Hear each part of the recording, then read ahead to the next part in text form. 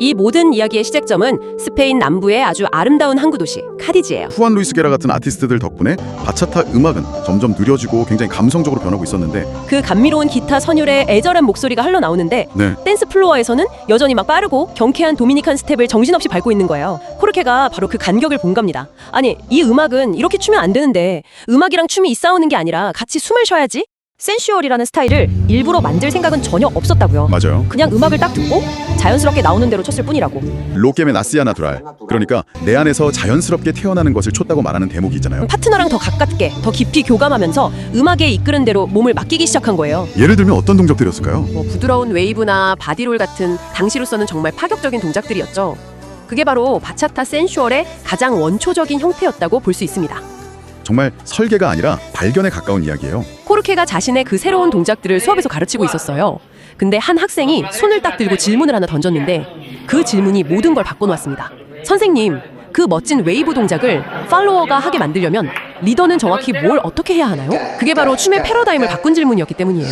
그 전까지 파트너 댄스는 뭐랄까 리더랑 팔로워가 각자 스텝을 외워서 그냥 타이밍 맞춰 추는 거에 가까웠거든요.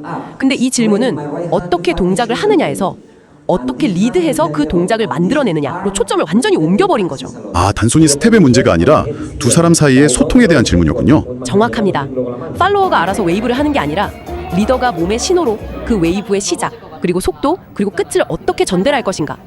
이게 바로 바차타 센슈얼의 모든 기술적 체계, 즉 기본 원리, 펀더멘탈이 탄생하게 된 빅뱅의 순간이었습니다. 이게 파트너인 주디스의 배경이랑 만나면서 정말 재밌는 시너지가 나요. 주디스는 리듬 체조나 발레처럼 아주 탄탄한 기본기를 가졌잖아요. 그렇죠. 그 우아한 라인과 유연성에 코르케의 살사 경험에서 나온 즉흥적인 리드가 결합된 거예요. 정형화되지 않은 아주 유기적인 음색이 탄생한 거죠. 그럼 그들이 춤을 출 때 가장 중요하게 생각하는 가치는 뭐였을까요? Lo que me gusta es la conexión pura y dura de dos personas.